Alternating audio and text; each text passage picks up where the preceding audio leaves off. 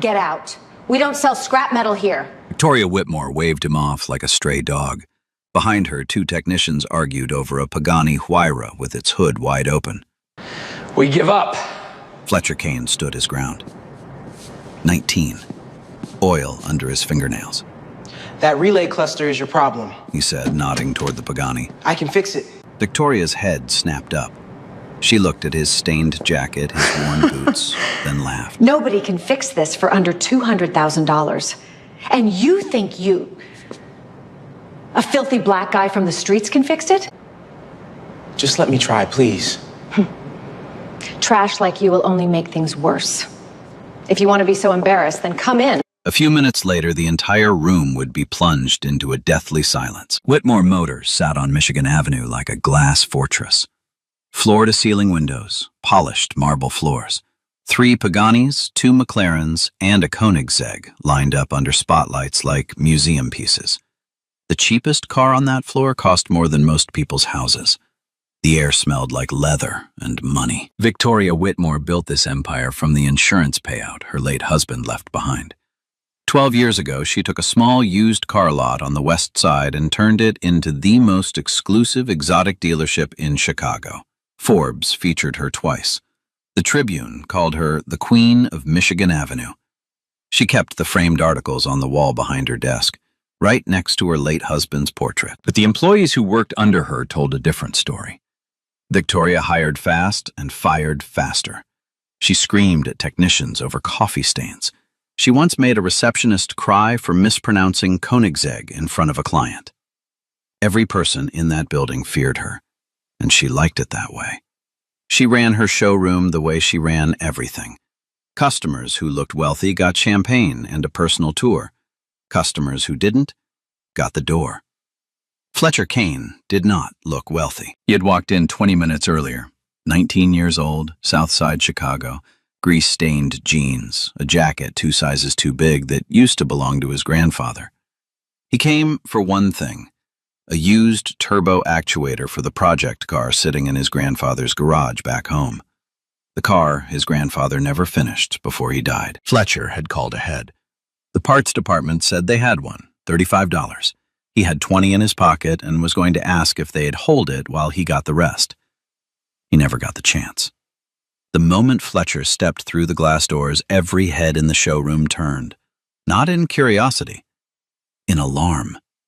A receptionist reached for her phone. A salesman in a 3-piece suit stepped between Fletcher and the nearest car as if guarding it. Victoria spotted him from across the floor. She didn't ask his name, didn't ask what he needed. She picked up her desk phone and called security. "There's someone in my showroom who doesn't belong here." Fletcher hadn't touched anything, hadn't raised his voice, hadn't done a single thing except walk through a door that was open to the public.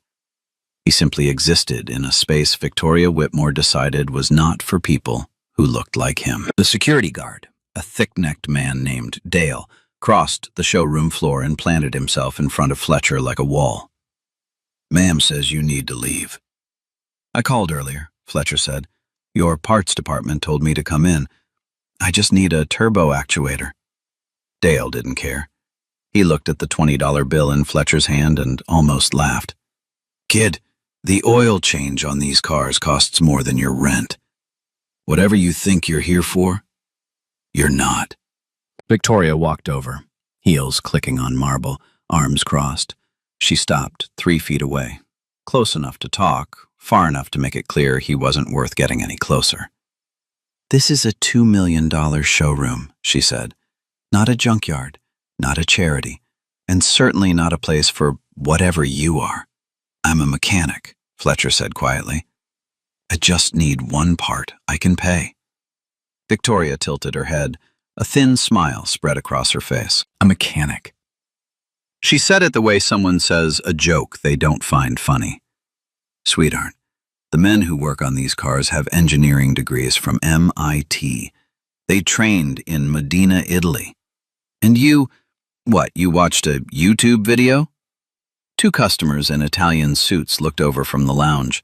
A woman with a pearl necklace shook her head, not at Victoria, at Fletcher. "Walk him out," Victoria told Dale, "and check the security cameras from the moment he walked in. I want to make sure nothing is missing. She said it loud enough for every person in the showroom to hear. The accusation hung in the air like smoke. Fletcher's chest burned, his jaw tightened. Every instinct told him to say something, to defend himself, to tell this woman that his grandfather rebuilt a 1969 Camaro SS from a pile of rust using nothing but hand tools and library books, and that he taught Fletcher everything he knew before cancer took him. But his grandfather also taught him this: don't waste your words on people who already decided not to hear them. Dale grabbed Fletcher's arm, not gently. Let's go, kid. Don't make this harder. Fletcher turned toward the door. 1 step, 2 steps, and that's when he heard it. Behind the service bay doors, raised voices, metal clanging, the sharp crack of a tool hitting a workbench. The service bay was visible through a glass partition. Victoria liked clients to see the technicians working, part of the theater of luxury. Right now, the theater was falling apart. A Pagani Huayra BC sat on the center lift. Ice blue, carbon fiber body, hand-built in Modena, one of only 40 in the world. Its twin-turbo V12 hybrid powertrain was one of the most complex systems ever put into a road car. The hood was open. Diagnostic cables snaked from the engine bay to 3 different screens. Every screen was flashing red. Chad Brennan, the head technician, slammed his tablet on the workbench hard enough to crack the screen protector. 3 weeks, he said. 3 goddamn weeks. Todd Mercer, the junior technician, pulled off his gloves and threw them on the floor. The Modena guys gave up, Chad. They literally flew 2 engineers across the Atlantic and they couldn't find it. What are we supposed to do? I don't know. But Eleanor Ashford is coming back in 24 hours, and if this car isn't running, Victoria is going to burn this place down and us with it. Chad ran his hands through his hair. He looked wrecked. Dark circles under his eyes. 3 weeks of 18-hour days staring at fault codes that made no sense. The ECU throws 6 different errors every time we boot it, he said. The hybrid relay won't sync. The Modena engineers said the whole powertrain needs to come out and go back to Italy. $200,000, minimum, and that's if we're lucky. Todd leaned against the fender. And the owner? Eleanor Ashford, as in Ashford Trust, as in the woman who has 4 Paganis, 2 Bugattis, and a direct line to the CEO of every manufacturer in Europe. Chad lowered his voice. She gave Victoria a deadline. 48 hours. Fix it, or she pulls every car she has with us and files a lawsuit for negligent service. How much are we talking? Her collection with us is worth north of $12 million. If she walks, Whitmore Motors doesn't just lose a client. We lose the reputation. No serious collector will touch us again. Fletcher had stopped walking. Dale still had his arm, but Fletcher's feet were rooted to the marble floor. He heard the whine, faint, high-pitched, barely audible under the hum of the overhead lights, coming from the Pagani's relay cluster. He knew that sound. He had heard it 100 times in YouTube teardowns, in engineering forums, in the hundreds of hours he spent studying hybrid powertrain schematics on his grandfather's kitchen table while the rest of the neighborhood slept. That whine wasn't a powertrain failure. It was a firmware conflict. The ECU and the e-motor relay were speaking 2 different protocol languages, and the system was caught in an endless loop of miscommunication. Fletcher looked at Dale, then at Victoria, then at the Pagani. That relay cluster is your problem, he said. His voice carried across the showroom, clear, calm, certain. Every head turned. Chad looked up. Todd looked up. Victoria spun around. What did you just say? Her voice was ice and iron. Your ECU firmware was updated to the wrong version during a routine service. It's sending conflicting signals to the hybrid relay. That's why your diagnostics throw 6 different fault codes. The system doesn't know which protocol to follow. It's not a hardware failure. It's a software mismatch. Chad stared. He looked at Todd. Todd looked at the diagnostic screen. Neither of them spoke. How would you even know that? Chad finally asked. Because I've studied every technical service bulletin Pagani ever published on the Huayra BC powertrain. That whine your relay is making right now? It's a textbook symptom of a firmware version conflict. Page 43 of the 2019 Service Reference Manual, Section 9, Paragraph 2. The showroom was silent. Not quiet. Silent. The kind of silence that fills a room when something impossible just happened. Victoria stepped forward. Her face was white. Her hands were shaking. Not with fear, but with fury. Because somewhere in the back of her mind, behind the pride and the contempt, she knew he might be right. "You expect me to believe," she said slowly, "that some street kid who can't afford a $20 car part knows more about this engine than 2 factory-trained engineering teams from Italy?" Fletcher met her eyes. "I don't expect you to believe anything, ma'am. I'm telling you what's wrong with that car. You can let me show you, or you can spend $200,000 shipping it back to Medina and wait 6 months for them to find exactly what I just told you for free." Victoria's jaw clenched. She looked at Chad. Chad looked at the floor. His silence said everything. The car that no one could fix for under $200,000. The client coming back in 24 hours. $12 million in collector accounts hanging by a thread. And a 19-year-old kid from Southside Chicago with oil under his fingernails and no diploma on his wall who just diagnosed the problem by listening. Victoria Whitmore had 2 choices: let him try or let her empire crack. She hated both options, but she hated losing Eleanor Ashford more. Fletcher Kane learned to listen to engines before he learned to read. His grandfather, Hank Kane, was one of the first black mechanics to work on a NASCAR pit crew in the 1970s. Not as a driver, not as an engineer with a framed degree, as a wrenchman. The guy who crawled under cars at 2 in the morning while the rest of the team slept, chasing a sound only he could hear. Hank never got his name in the papers, never got a trophy, never got a thank you from the team owners who took credit for the wins his hands made possible. What he got was a reputation. Quiet, stubborn, and right. Every crew chief in the Southeast knew the same thing. If Hank Kane said the engine was wrong, the engine was wrong. If Hank Kane said it would hold, it would hold. When the racing world moved on and the younger mechanics with computer degrees pushed the old hands out, Hank came home to Southside Chicago. He opened a 1-bay garage behind his house on Halstead Street. No sign out front, no website, just a roll-up door, a concrete floor, and 30 years of tools hanging on pegboard walls. That garage became Fletcher's world. Hank started teaching him at 8 years old. Not with textbooks, with sound. He would start an engine and ask Fletcher to close his eyes. "What do you hear?" "It's running." "That's what everybody hears." "Listen again." Fletcher would press his ear closer. And slowly, over months, over years, he began to hear what his grandfather heard. The slight rattle of a loose valve, the whisper of a belt that was 3 weeks from snapping, the hollow tick of a fuel injector firing a fraction of a second late. "Every engine talks," Hank told him. Most people just never learned to listen. That became the rule Fletcher lived by. Not a motto he put on a t-shirt, a discipline, a practice. Every Saturday morning, Hank would pull a different engine into the garage. Lawnmowers, motorcycles, boat motors, old Chevys from the junkyard, and Fletcher would diagnose the problem with his eyes closed.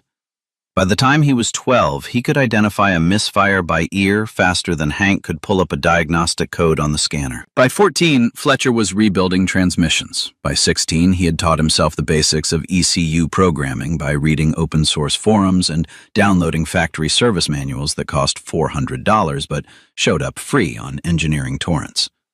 He couldn't afford school, but the internet didn't check his bank account. What set Fletcher apart wasn't just talent.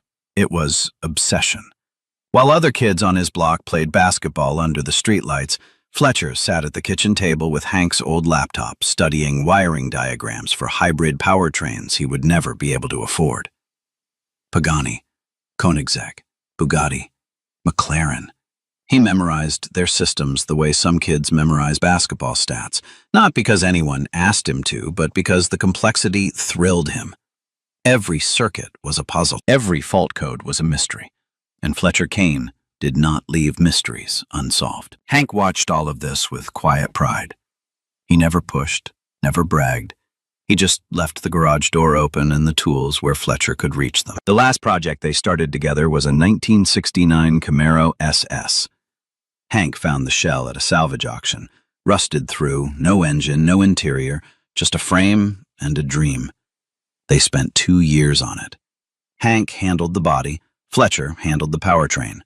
They worked side by side every weekend, radio playing Motown, grease on their hands, cold Pepsi on the workbench. Then Hank got the diagnosis.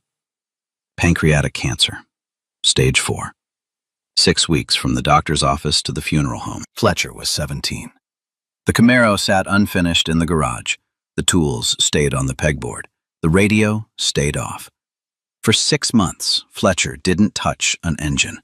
He went to school, came home, sat in the empty garage and stared at the Camaro's open hood like it was a grave.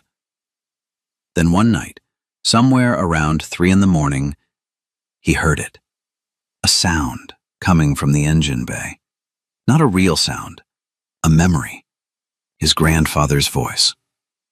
"What do you hear?" Fletcher picked up a wrench, and he got back to work. He had been working on the Camaro ever since. 2 years of slow progress, buying parts when he could afford them, improvising when he couldn't. The turbo actuator was the last piece he needed to bring the engine to life. The one part he couldn't fabricate in a home garage. That's why he walked into Whitmore Motors on a Tuesday afternoon with $20 and grease under his fingernails. Not to prove anything, not to impress anyone, just to finish what his grandfather started.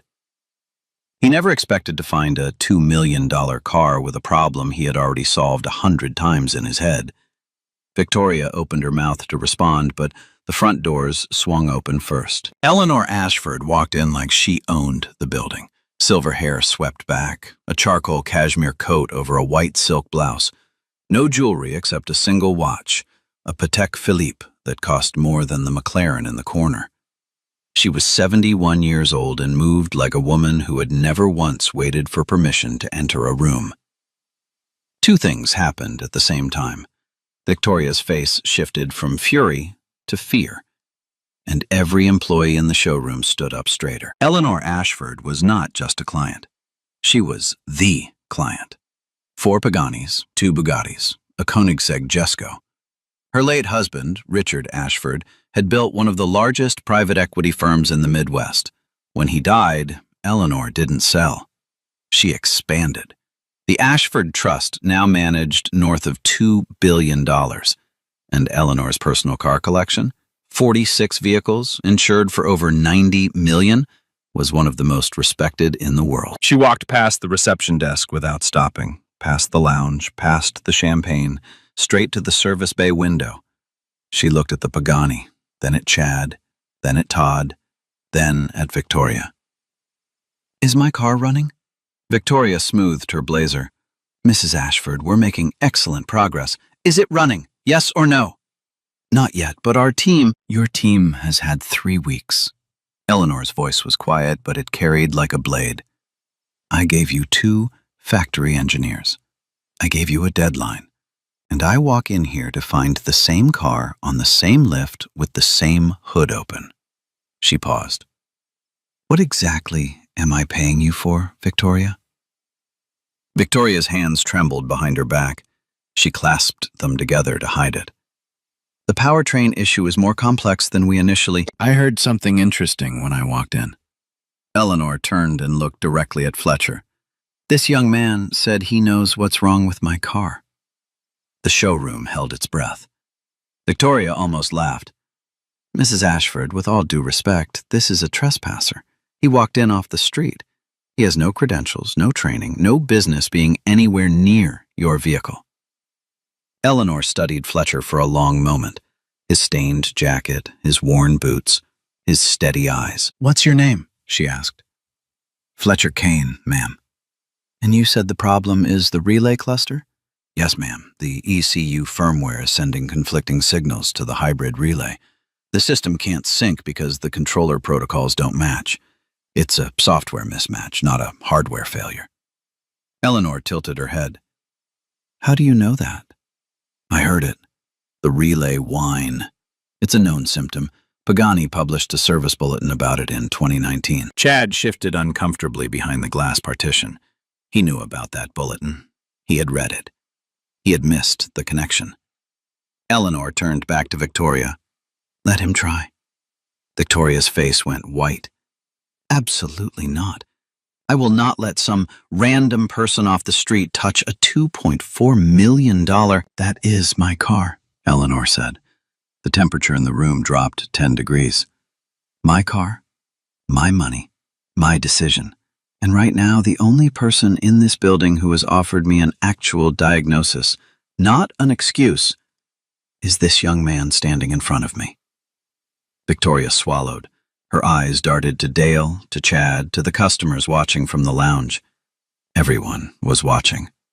2 people had their phones out.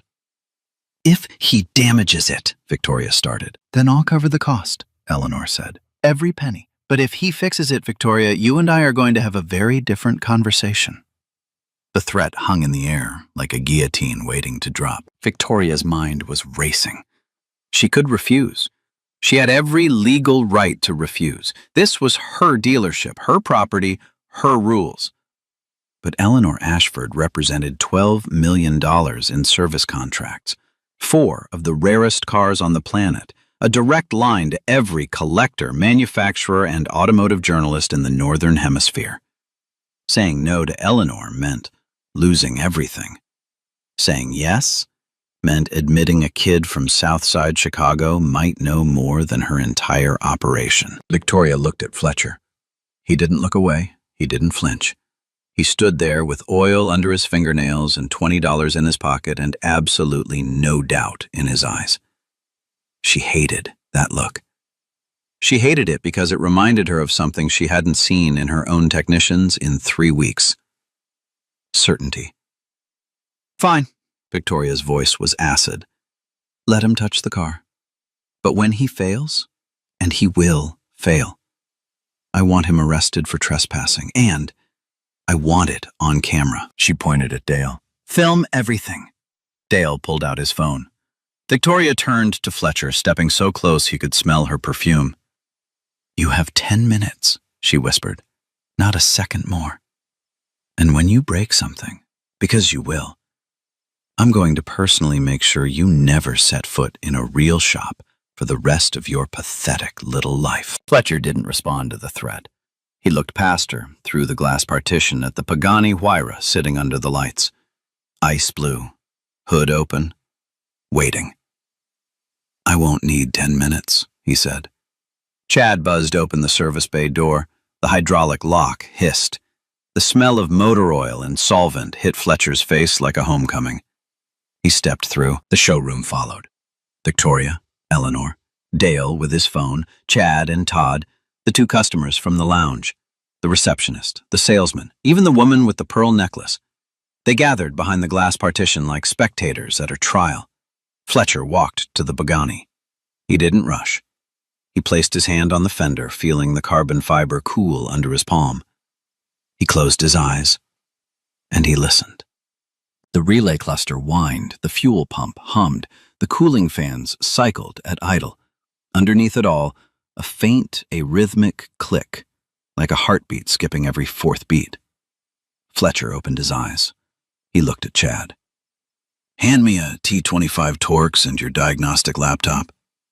Chad looked at Victoria. Victoria said nothing. Chad handed over the tools.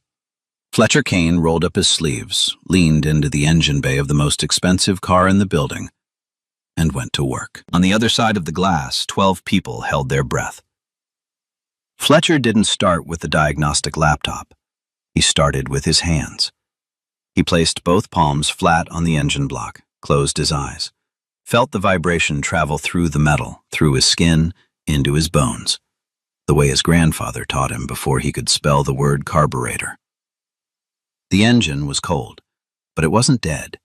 It was confused. Boot it up, he said to Chad. Chad hesitated. He glanced at Victoria through the glass. She stood with her arms crossed, jaw set, watching like a hawk waiting for a mouse to make a wrong move. "Boot it," Fletcher said again. Calm, no edge, just fact. Chad pressed the ignition sequence on the diagnostic tablet. The Pagani's V12 turned over with a deep, guttural roar, then immediately stuttered. The dashboard lit up like a Christmas tree. 6 fault codes cascaded down the diagnostic screen in rapid succession. The hybrid system warning flashed. The e-motor relay clicked on, clicked off, clicked on again. The engine shuddered and dropped to a rough, uneven idle. Todd took a step back. Same thing, every single time. Fletcher didn't move. His eyes were closed, his hands still on the block. He was counting. Click, pause. Click, click, pause. Click. The relay was cycling in an irregular pattern, not random, sequential. It was following a command set. But the commands were wrong. Fletcher opened his eyes. "Pull up the ECU firmware version," he said. Chad tapped the diagnostic screen. A string of numbers appeared. HY-BC.4.2.7-MOD. Fletcher shook his head. "That's your problem. Right there." "What do you mean?" Chad leaned in. "The Wyra B.C. shipped with firmware version 4.1.3. Pagani released an update, 4.2.7, in late 2019. But 4.2.7 was designed for the Wyra Roadster B.C., not the coupe. The coupe uses a different e-motor relay mapping, different voltage thresholds, different timing protocols." Chad stared at the screen. His face went pale. "Someone installed the Roadster firmware on a coupe," Fletcher continued, "probably during a routine service update. The ECU thinks it's talking to a Roadster relay. The relay thinks it's listening to a coupe controller. They're speaking 2 different languages, and the system keeps throwing fault codes because neither side can agree on what normal looks like." Chad pulled up the service history on his tablet. His fingers were shaking. He scrolled through months of entries, oil changes, brake inspections, tire rotations, until he found it. March 14th. Routine firmware update performed by Whitmore Motors Service Department. Firmware version HY-BC.4.2.7-MOD. "Oh my God," Chad whispered. Todd looked over his shoulder. "We did this?" "We did this." Chad's voice was hollow. 8 months ago. We installed the wrong firmware. And nobody caught it. Through the glass, Victoria's expression hadn't changed, but her knuckles were white around her crossed arms. Fletcher was already moving to the second problem.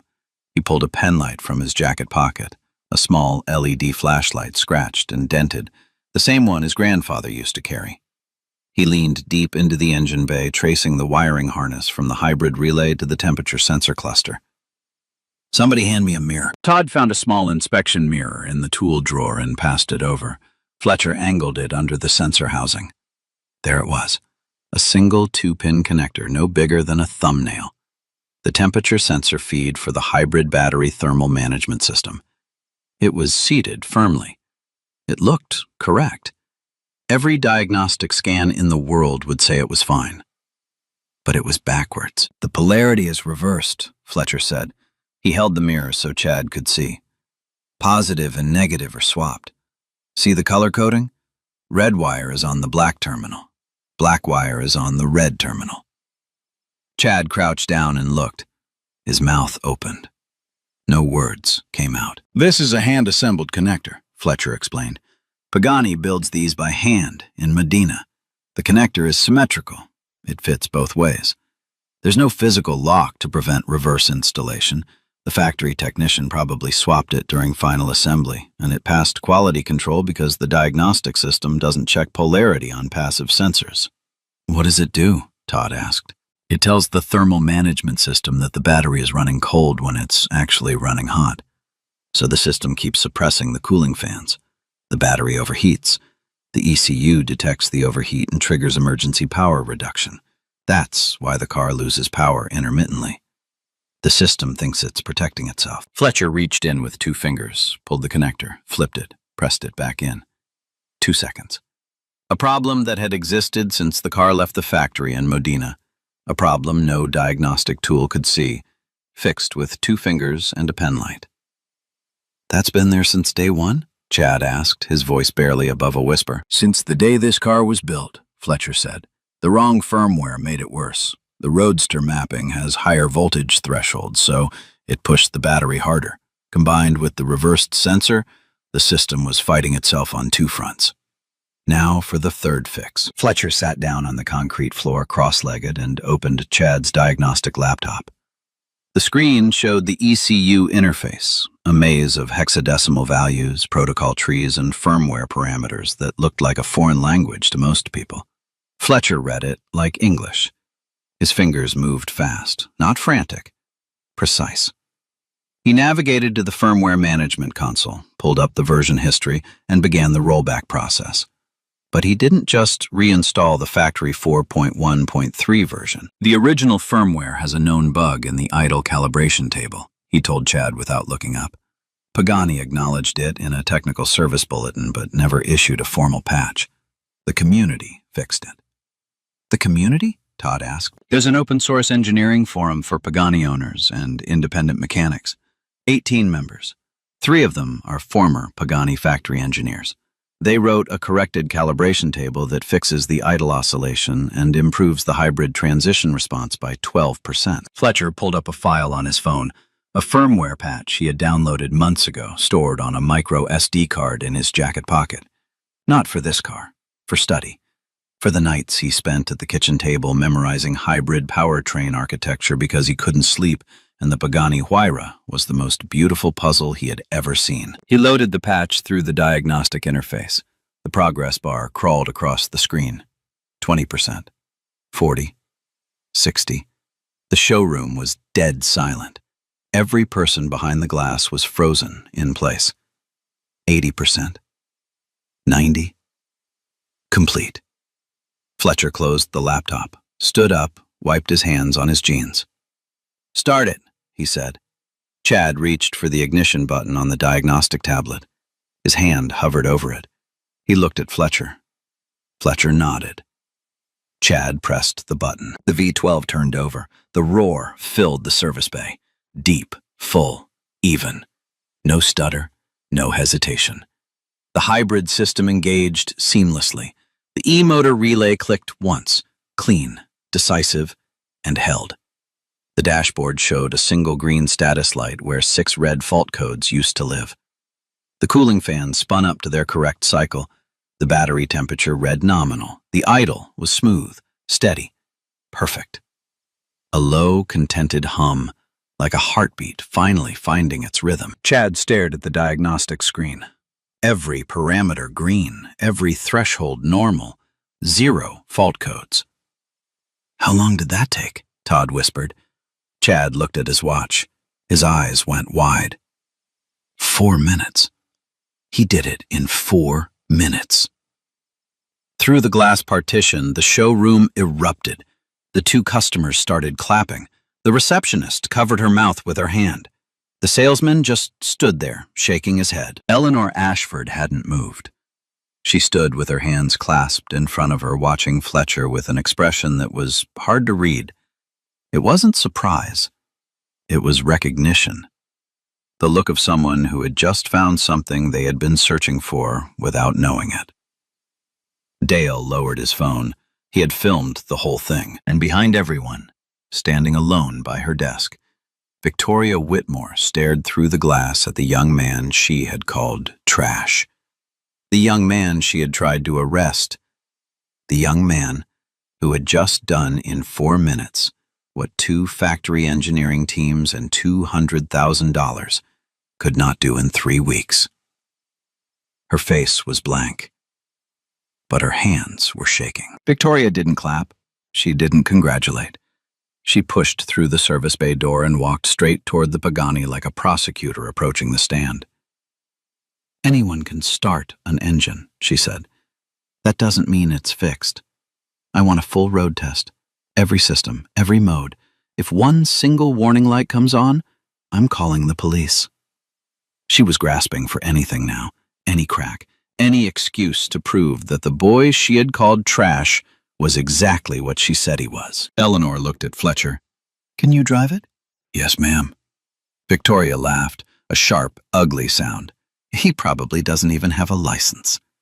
Fletcher pulled his wallet from his back pocket, took out his Illinois driver's license, held it up without a word. Valid. Clean. No points. Victoria's mouth tightened. She had nothing left to throw. "The test track," she said to Chad. "Behind the building, full circuit. I want every system engaged." Whitmore Motors had a private test loop behind the dealership, a quarter-mile strip of smooth asphalt that Victoria used for client demonstrations. Today, it would be Fletcher Kane's proving ground. Chad drove the Pagani out of the service bay and positioned it at the start of the loop. Fletcher walked out behind him. The afternoon sun hit the ice-blue body and turned it into liquid light. The carbon fiber panels gleamed. The car looked like it was breathing. Fletcher opened the driver's door and sat down. The cockpit wrapped around him. Alcantara, carbon fiber, machined aluminum. Everything was hand-stitched. Everything was precise. The steering wheel alone cost more than a year of his grandfather's rent. He adjusted the mirrors, buckled in, placed his hands at 10 and 2. The crowd gathered at the edge of the track. Victoria stood at the front, arms crossed, lips pressed into a thin line. Eleanor stood beside her, calm as marble. Dale held up his phone, still filming. Chad had the diagnostic tablet connected via wireless link, monitoring every parameter in real time. Fletcher pressed the start button. The V12 thundered to life. Clean, deep, no stutter. The sound rolled across the parking lot like distant thunder. He selected sport mode. The hybrid system engaged. The e-motor hummed alongside the V12, 2 power sources working in perfect harmony for the first time in over 3 weeks. Fletcher released the brake. The Pagani surged forward. The acceleration was savage. 0 to 60 in 3 seconds flat. Fletcher felt the G-force push him into the seat. The twin turbos spooled with a high-pitched scream. The hybrid motor added instant torque off the line. The car didn't hesitate. It launched. He took the first corner at speed. The suspension loaded perfectly. The tires bit into the asphalt. The steering was direct, sharp, alive. He could feel every grain of the pavement through the wheel. Halfway down the back straight, he switched to full electric mode. The V12 went silent. The e-motor took over. Smooth, silent, seamless. No lag, no fault code, no warning light. Just clean, effortless power. He switched back to hybrid. The V12 rejoined without a hiccup. The transition was so smooth it felt like the car was one single organism rather than 2 systems bolted together. Fletcher completed the circuit. He pulled the Pagani back to the start line, brought it to a gentle stop, and killed the engine. The silence was enormous. Chad stared at the diagnostic tablet. His eyes were wide, his mouth hung open. "Every parameter is green," he said, loud enough for everyone to hear. "Every single one. 0 fault codes, battery thermal, nominal, hybrid sync, nominal, ECU communication, nominal, transmission response, nominal." He looked up from the screen. "This car is running better than the day it left the factory." Todd let out a breath he didn't know he had been holding. "Better than factory spec? How is that possible?" "The firmware patch," Chad said quietly. "The community patch he loaded. It optimized the idle calibration and the hybrid transition mapping. Pagani's own software didn't have it." The crowd broke into applause. Real applause. Not polite, not cautious. The kind of clapping that starts in the gut and works its way out before you can stop it. The receptionist was clapping. The salesman was clapping. Even the woman with the pearl necklace, the same woman who had shaken her head at Fletcher an hour ago, was clapping. Fletcher stepped out of the Pagani. He closed the door gently, the way you close something that deserves respect. He looked down at his hands, the same hands that Victoria Whitmore had wanted removed from her showroom. Oil under the nails, a small cut on the left thumb from the sensor connector, grease in the creases of his palms. Those hands had just brought a $2.4 million machine back from the dead. He looked across the parking lot at Victoria. She was standing perfectly still. Her arms had dropped to her sides. Her face was blank.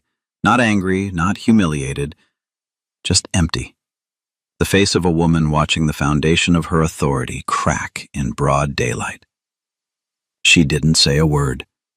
She didn't have to. Eleanor Ashford walked across the parking lot toward Fletcher. She didn't rush. She didn't need to. Every person in that crowd already knew what was about to happen. She stopped in front of him, looked him in the eye, and extended her hand. Fletcher shook it. Her grip was firm, deliberate, the handshake of a woman who had closed billion-dollar deals and could tell the measure of a person in 3 seconds.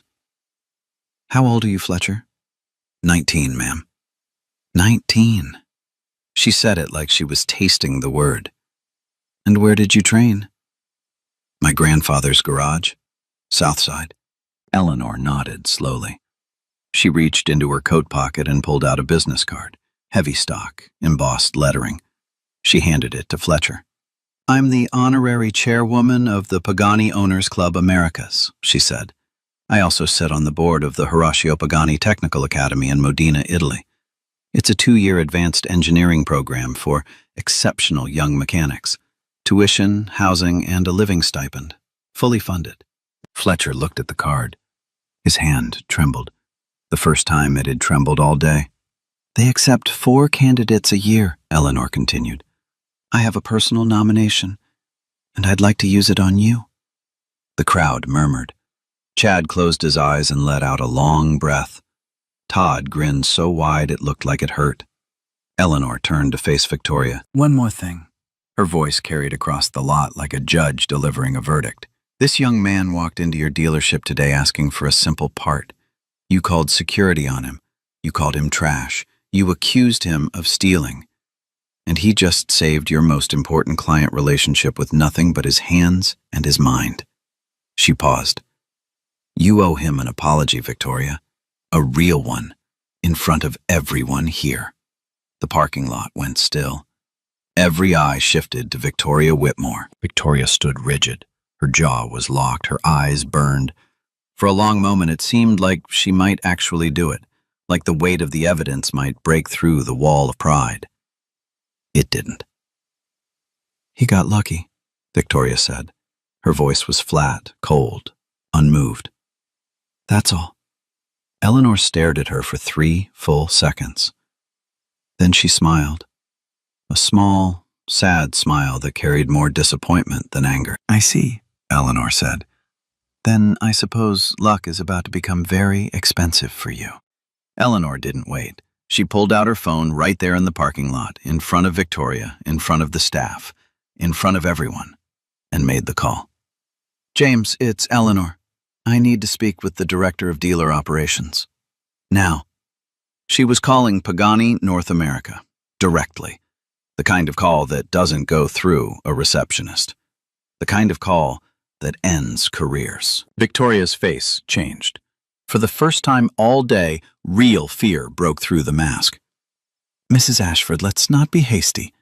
Eleanor held up one finger without looking at her. Victoria stopped talking. "Yes, James. Whitmore Motors, Chicago. I need to report 3 things."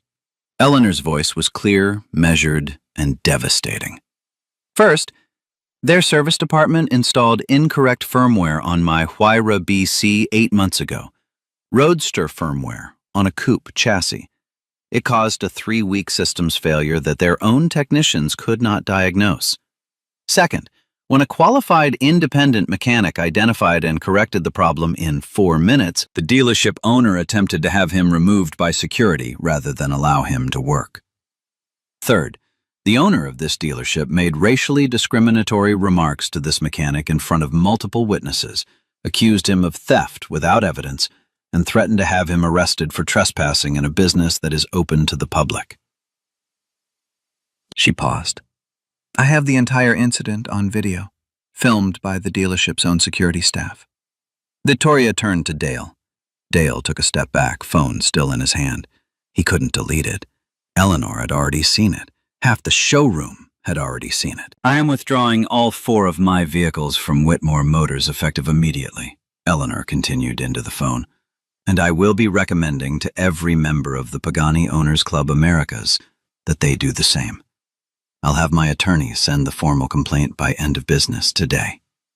She hung up. Victoria stood frozen. Her mouth opened. Nothing came out. For a woman who had spent 12 years commanding every room she walked into, she suddenly looked very small. The fallout came fast.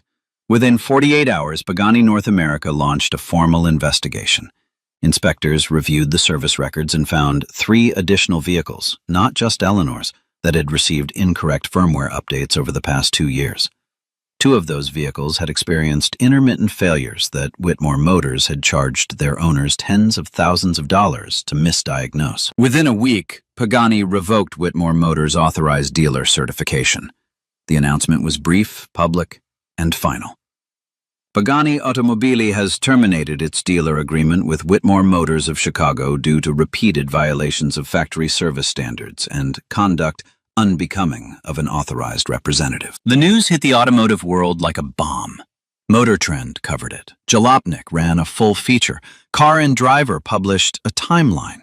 Every article told the same story.